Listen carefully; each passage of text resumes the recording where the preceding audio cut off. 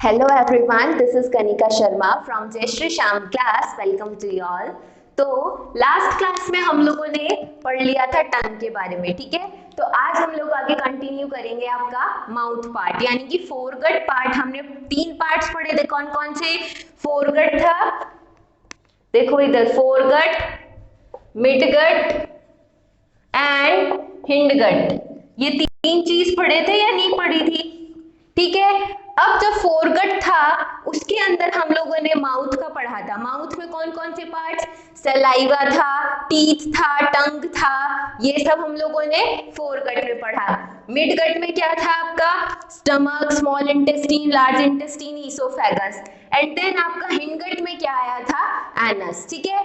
तो अब सबसे पहले हम लोग फोरगट में हमने टंग तो पढ़ चुके, माउथ का जो पार्ट है उसमें हम लोग टंग तो कल कंप्लीट कर चुके। आज हम लोग आगे कंटिन्यू करेंगे lips, teeth and salivary glands, ठीक है। तो फर्स्ट हेडिंग है आपकी लिप्स की, ठीक है। तो फोरगट में हम लोग सबसे पहले क्या पॉइंट पढ़ेंगे? लिप्स, ठीक है। टंग हम लोग कल कर चुके। तो लिप्स में क्या है? They are motile due to presence of orbicularis oris muscle, यानी कि जो आपके लिप्स है वो मोटाइल होते हैं। क्यों होते हैं मोटाइल? किस वजह से होते हैं? तो देखो किसकी वजह से होते हैं? Due to presence of this muscle. कौन सी मसल है ये? Orbicularis oris muscle. वापस से याद करो कि जो आपका लिप्स है वो मोटाइल होते हैं। क्यों होते हैं? विच मसल, यानी कि due to presence of which muscle? Orbicularis oris muscle. इसकी वजह से जो आपके लिप्स हैं वो पिंक दिखते हैं, ठीक है। नेक्स्ट पॉइंट है आपका, दे अपीयर पिंक, यानी कि ये कैसे दिखते हैं? पिंक दिखते हैं। क्यों? सिंस दे हैव आर्टेरियोवेनोसस एनास्टोमस, यानी कि इसमें क्या प्रेजेंट होता है आपका? आर्टेरियोवेनोसस एनास्टोमस प्रेजेंट होता है। इसकी वजह से जो आपके लिप्स हैं वो कैसे कलर के दिखते हैं? पिंक दिखते हैं, ठीक है। मतलब नॉर्मली बता रहे हैं कि पिंक दिखते हैं, ऐसा एक्सेप्शंस तो हर जगह प्रेजेंट होते हैं, नहीं क्या? कभी तुम पूछो नहीं नहीं ऐसा नहीं, ऐसा ऐसा। ये इसने सिर्फ यहाँ पे जो साइंस बात करते हैं नॉर्मल, यानी कि ह्यूमन, एक हेल्दी ह्यूमन की बात की जाती है, ठीक है। एक्सेप्शंस तो होते हैं हर जगह, ठीक है। नेक्स्ट है sebaceous glands present on the outer side. जो आपका लिप्स है उसके जो आउटर साइड में क्या प्रेजेंट होता है? सीबेशियस ग्लैंड्स प्रेजेंट होती है, ठीक है। Sweat glands are present inside. अब आपसे पूछे कोई कि जो लिप्स है उसमें आउटर साइड में कौन सी ग्लैंड प्रेजेंट होती है, तो आप क्या बोलोगे? सीबेशियस ग्लैंड, ठीक है। और अगर लिप्स में इनसाइडली कोई पूछे तो कौन सी ग्लैंड्स प्रेजेंट है? स्वेट ग्लैंड्स प्रेजेंट है, ठीक है। तो अब हम लोगों का यहाँ तक तो ये पॉइंट हो गया लिप्स का। तो लिप्स में आपको क्या क्या याद रखना है? बताओ क्या क्या याद रखना है? कि लिप्स है वो मोटाइल क्यों होते हैं? Due to the presence of orbicularis oris muscle. Pink क्यों दिखते हैं? आर्टेरियोवेनोसस एनास्टोमस की वजह से। नेक्स्ट है सीबेशियस ग्लैंड, तो लिप्स के आउटर पार्ट पे प्रेजेंट है, और इनर पार्ट पे कौन सा ग्लैंड प्रेजेंट है आपका? स्वेट ग्लैंड, ठीक है। तो नेक्स्ट पॉइंट अब हम लोग चलते हैं, किसके बारे में पढ़े? टीथ के बारे में पढ़ लेते हैं, चलो ठीक है। तो टीथ के बारे में देखो, टीथ है उसकी स्टडी को हम लोग क्या बोलते हैं? बताओ, टीथ है उसकी स्टडी को हम लोग क्या बोलेंगे? टीथ की स्टडी को हम लोग बोलेंगे ओडोंटोलॉजी। क्या बोलेंगे? ओडोंटोलॉजी। टीथ की स्टडी को हम लोग क्या बोलेंगे? Study of teeth. इसको हम क्या बोलेंगे आपका? ओडोंटोलॉजी, ठीक है। अब जो आपका टीथ है उसका जो ओरिजिन है, ओरिजिन की बात की जाए टीथ की, तो ओरिजिन क्या है? बताओ क्या ओरिजिन है टीथ का? Ecto and mesodermal. कैसा ओरिजिन? एक्टो एंड मेसोडर्मल, पर मेनली कौन सा है? मेसोडर्मल। मेसोडर्मल मेनली इसका क्या है? ओरिजिन है। पर वैसे क्या है ये? Ecto mesodermal. Any doubt? ये है आपके टीथ के बारे में, ठीक है। अब देखो, ये टीथ का हमने ओरिजिन की बात कर ली। अब देखो, जो टीथ है वो 3 पार्ट्स में डिवाइड है आपके। कितने पार्ट्स में? 3 पार्ट्स में। तो फर्स्ट पॉइंट, जैसे कि फर्स्टली जो आपको दिखते हैं विजिबल पार्ट है, जैसे कि आपका व्हाइट पार्ट टीथ का, जैसे कि व्हाइट पार्ट जो अपने को नॉर्मली दिखता है, जो पार्ट विजिबल होता है उसको हम, यानी कि यहां लिखो टीथ आर ऑफ 3 पार्ट्स। कौन कौन से? क्राउन, क्राउन कौन सा पार्ट है? विजिबल पार्ट, ठीक है। और हार्डेस्ट सब्सटेंस, यानी कि ऐसे बोल सकते हो हार्डेस्ट होता है ये सबसे ज्यादा, किससे बना हुआ होता है? इनामल से। किससे? इनामल से, ठीक है। तो लिखो क्राउन के बारे में विजिबल पार्ट, कौन सा part? Visible part, and made up of enamel, made up of enamel. ये क्या है आपका? क्राउन पार्ट है। नेक्स्ट पार्ट है नेक पार्ट, कौन सा part? Neck part. And the third one is root. तो ये जो नेक पार्ट है ये कौन सा है? ये गम से कवर्ड होता है आपका। किससे कवर्ड होता है नेक पार्ट आपका? गम से। तो लिख सकते हो covered by gums. Next point है आपका ये रूट। इस रूट के अंदर क्या है कि जो भी आपका टीथ है, लेट्स सपोज एक टीथ है, ये इसको हमने कंसीडर कर लिया, ये आपका टीथ। तो ये टीथ क्या है? कहीं तो एम्बेडेड होगा ना। तो जो सॉकेट ऑफ जॉ बोन है, यानी कि जो अपना जो जॉ है, जबड़ा है, उसके सॉकेट में कहाँ क्या होगा? एम्बेडेड होगा, यानी कि धसा हुआ होगा, ठीक है। तो उस पार्ट को हम क्या बोलेंगे? आपका रूट पार्ट। क्या बोलेंगे? Root part. तो रूट क्या होता है? जहां पे एम्बेडेड इन टूथ, यानी कि वो पार्ट जहां टूथ क्या होता है? एम्बेडेड होता है, ठीक है। तो आपके जो टीथ हैं उसके 3 पार्ट्स हो गए, कौन कौन से? क्राउन पार्ट जो हमको विजिबल होता है, नेक्स्ट है नेक पार्ट जो कौन सा होता है? Covered by gums, third point है आपका रूट एम्बेडेड इन टूथ, ठीक है। तो ये आपके हो गए टीथ के 3 पार्ट्स।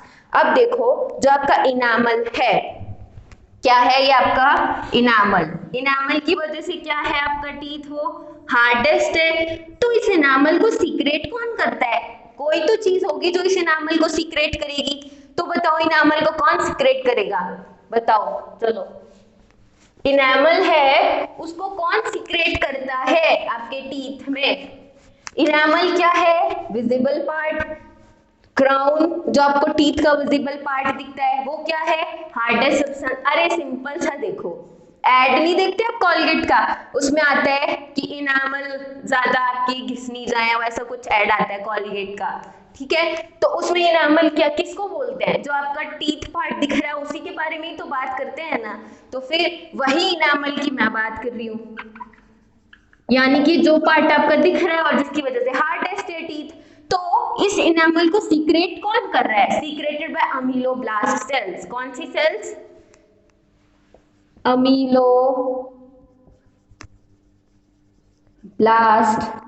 सेल्स। यानी कि आपके जो टीथ है उसके अंदर अमीलोब्लास्ट सेल्स प्रेजेंट होती है, जो किसका सिक्रेशन करती है? इनामल का। किसका? इनामल का, ठीक है।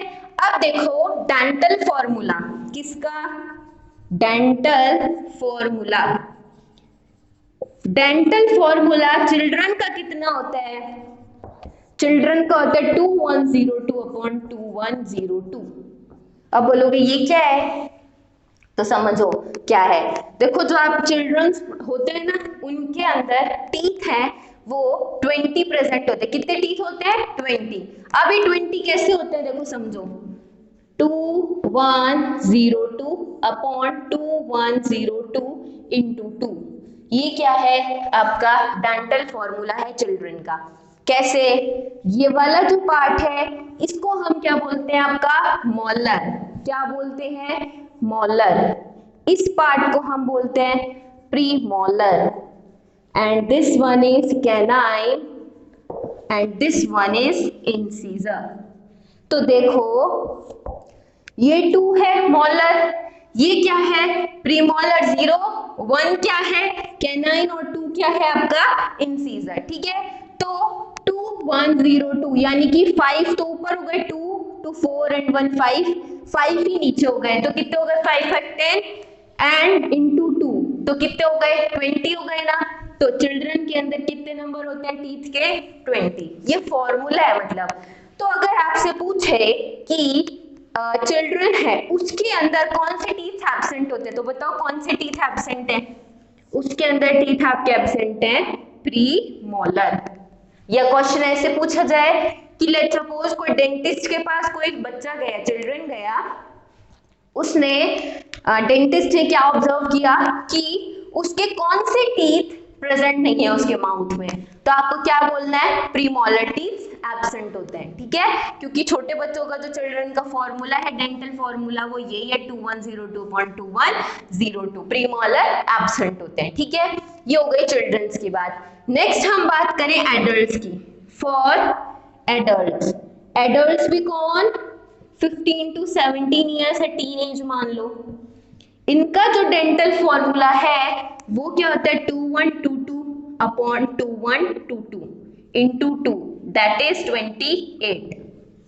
समझ में आया क्या कि जो एडल्ट्स हैं या ऐसे बोलो जो टीनेज जो होती है उनके अंदर टीथ कितने होते हैं 2122.2122 into 2 दैट इज 28 होते हैं क्या टीथ, ठीक है। जैसे यहाँ 2 मोलर, प्रीमोलर भी 2, कैनाइन 1, इंसीजर 2, ठीक है। तो कितना काउंट हुआ 2 2 4 6 एंड 7 ही नीचे 14 into 2 दैट इज 28।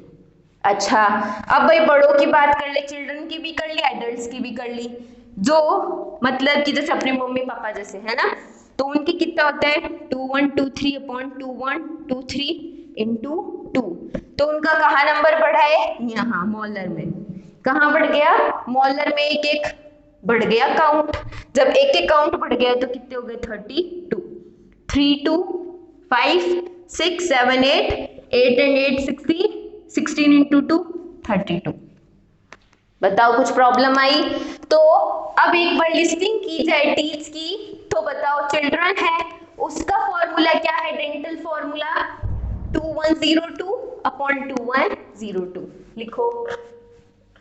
एक यहाँ लिस्टिंग करते हैं छोटी सी।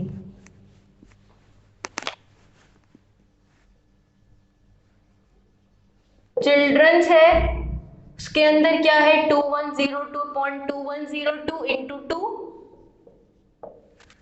ठीक है। कितने टीथ हो गए 20, कितने 20। नेक्स्ट है फॉर एडल्ट्स, एडल्ट्स में कौन आता है आपका टीनेज, इसमें कितना हो गया 2122/2122 into 2 दैट इज 28। नेक्स्ट है फॉर जैसे कि किसको बोले, जैसे अपने पेरेंट्स का ही मान लो है ना, ऐसे कंसिडर कर लो पेरेंट्स का, भाई पेरेंट्स तो अपने बड़े ही होते हैं ना अपन से है ना, तो चलो ये मान लो। तो उनका कितना होता है 2123/2123 into 2, तो कितने हो गए 32। बताओ कुछ दिक्कत है। चिल्ड्रंस में कितना हुआ 20, एडल्ट्स में 28 और पेरेंट्स में 32, ये हो गया। अब देखो एक क्वेश्चन आता है नॉर्मली कि जो टीथ है ना, कि भाई ऐसे समझो कि देखो यहाँ ये टीथ के बारे में अब ऐसे बात करें क्या कि जो टीथ है आपके वो कितने टाइप्स के होते हैं। तो देखो थीकोडोंट एक नाम आएगा, क्या नाम आएगा थीकोडोंट, क्या नाम है थीकोडोंट। तो थीकोडोंट आपके जो टीथ में टर्म है वो क्या है, वो टर्म ये है कि मतलब कि on the basis of arrangement of teeth, यानी कि टीथ का जो अरेंजमेंट है उसके बेसिस पे क्या है कि कोई जो टीथ है, ठीक है, हमारे नॉर्मली जो टीथ है वो जो बोन में क्या एम्बेडेड है उसको हम क्या बोलते हैं आपके थीकोडोंट, क्या बोलेंगे थीकोडोंट, यानी कि एम्बेडेड टूथ इन सॉकेट जो, embedded tooth in socket of जो बोन, इसको हम आपका बोलेंगे क्या थीकोडोंट, यानी कि वो टीथ जो धसे हुए होते हैं किसमें, जो आपका सॉकेट ऑफ जो बोन है, ठीक है, इसको हमने बोला थीकोडोंट। नेक्स्ट क्या है डायफायोडोंट, क्या है डायफायोडोंट, इसका मतलब क्या है, डाई, यानी कि 2 times. On the basis of teeth growth, जो आपके टीथ हैं वो 2 टाइम्स ग्रो करेंगे। Firstly temporary teeth and the secondly permanent teeth. ठीक है, तो फर्स्ट टाइम तो क्या हुआ है, टेम्पररी टीथ आते हैं, छोटे बच्चे होते हैं ना उनके टेम्पररी टीथ आते हैं, फिर टूट जाते हैं, फिर परमानेंट आते हैं, वैसे। तो डाइफायोडोंट में क्या है, on the basis of growth 2 types of teeth. कितने टाइप्स के, 2 types of teeth, and the first one is temporary and the second one is permanent. बताओ कोई डाउट है क्या, टेम्पररी और परमानेंट किसके बेसिस पे, on the basis of growth. ठीक है, नेक्स्ट पार्ट हम बात करें हेटेरोडोंट, किसके बारे में, थिकोडोंट पढ़ लिया, डाइफायोडोंट पढ़ लिया, नेक्स्ट बात करेंगे हम हेटेरोडोंट की। तो हेटेरोडोंट में क्या है कि आपके जो परमानेंट टीथ होते हैं उनके बेसिस पे क्या है कि, या ऐसे बोल लो on the basis of shape and function, कि शेप के बेसिस पे और फंक्शन के बेसिस पे आपके जो टीथ हैं, on the basis of shape and function, shape and function, जो आपके टीथ हैं वो कितने टाइप्स के होते हैं, 4 टाइप्स के। कितने टाइप्स के, 4 टाइप्स के। अब वो कौन कौन से 4 टाइप्स हैं वो देखो, तो नाम तो सुना है ना, जैसे अभी यहाँ भी बताया था, molar, premolar, canine and incisor. किसके बेसिस पे है आपका, शेप एंड, बताओ, शेप एंड फंक्शन के बेसिस पे। यानी कि डाइफायोडोंट तो ग्रोथ के बेसिस पे था, थिकोडोंट था एम्बेडेड था कहाँ पे, सॉकेट ऑफ जॉ बोन पे। हेटेरोडोंट क्या है आपका, फंक्शन के बेसिस पे और शेप के बेसिस पे। 4 टाइप्स के टीथ है, कौन कौन से, molar, premolar, canine and incisor. ठीक है, अब देखो जो आपका इंसिजर है, इंसिजर है वो क्या काम आता है, फॉर बाइटिंग। किसके, बाइटिंग के काम आता है। कौन सा टीथ, या आपके फ्रंट टीथ है ना इंसिजर्स, ये।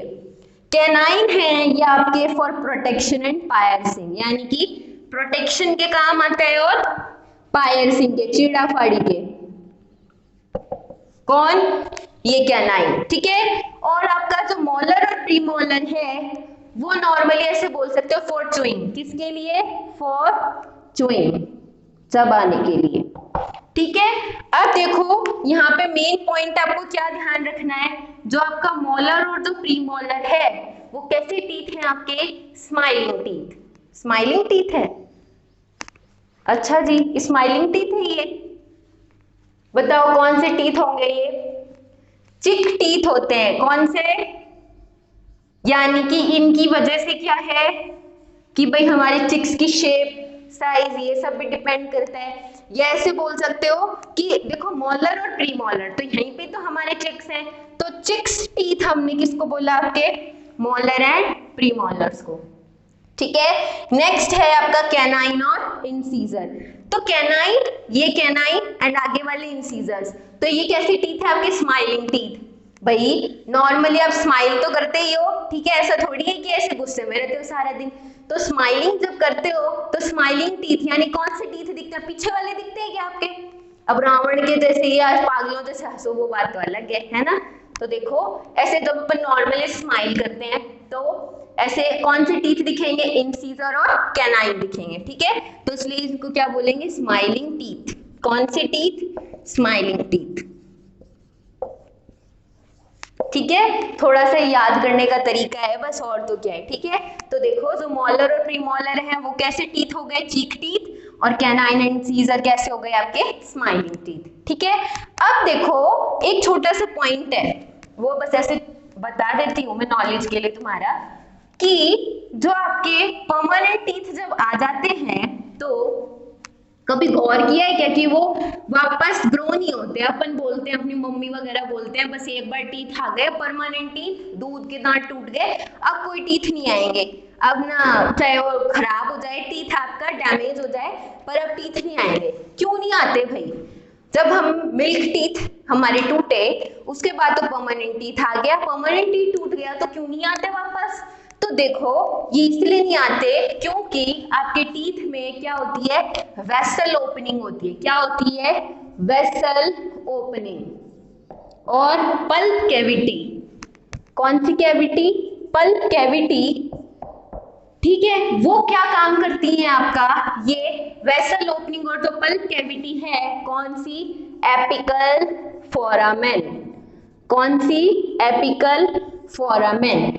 अब ये एपिकल फोरामेन क्या होता है? लेट्स सपोज एक ओपनिंग होती है, क्या? एपिकल फोरामेन, ठीक है। इसके थ्रू ये वेसल ओपनिंग या पल्प कैविटी ऐसे बोल सकते हो, इसके थ्रू क्या है कि नर्व्स क्या है? टीथ में जाती हैं। नर्व्स एकदम पतली पतली होती है ना, तो एक तरीके से ये मानो ये ओपनिंग होती है, क्या?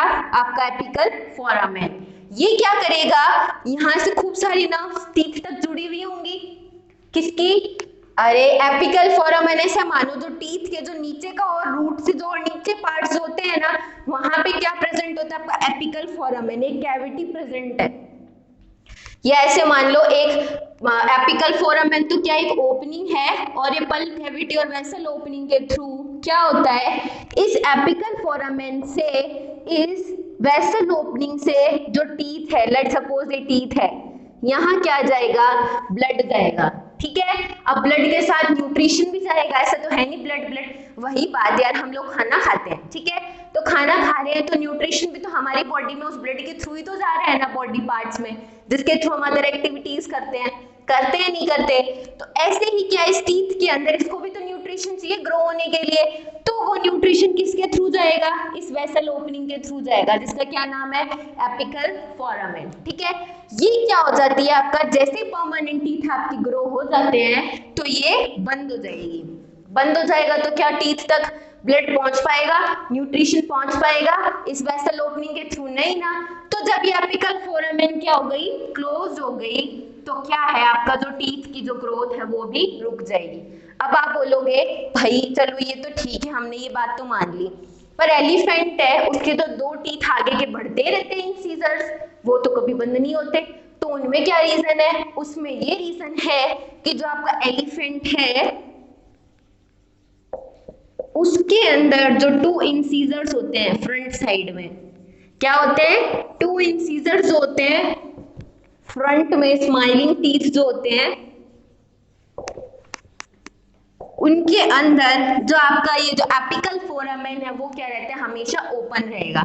क्या रहेगा? एपिकल फोरामेन ओपन, जिसके थ्रू क्या होगा? जो आपके 2 इंसीजर्स हैं एलिफेंट के, आगे के जो टीथ हैं वो बढ़ते जाएंगे और क्या फॉर्म कर लेंगे? Tusk teeth. कौन से टस्क बोलते हैं ना? टस्क। एलिफेंट के जो आगे के टीथ होते हैं उनको टस्क ही तो बोलते हैं, है ना।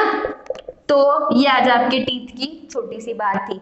अब ये जो वेसल ओपनिंग है इसको कवर्ड कौन करता है भाई?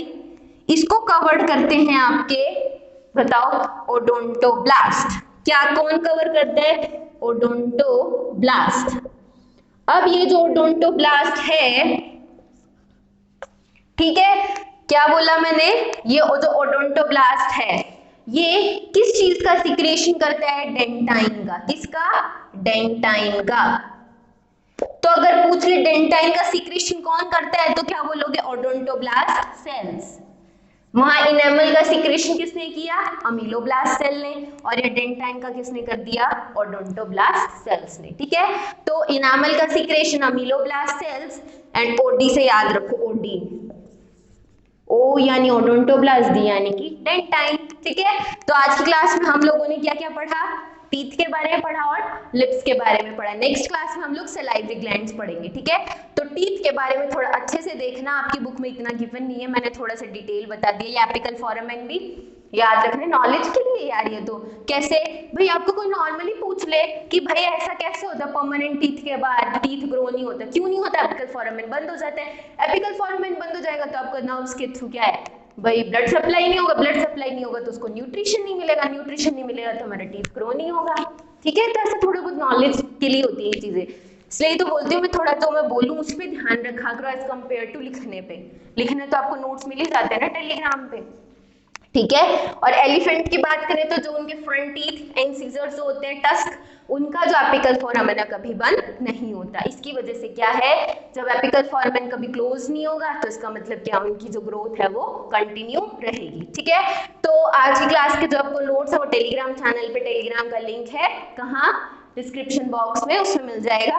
वहां से आप टेलीग्राम लिंक पे क्लिक करके आप क्या कर सकते हैं, नोट्स ले सकते हैं आज की क्लास के।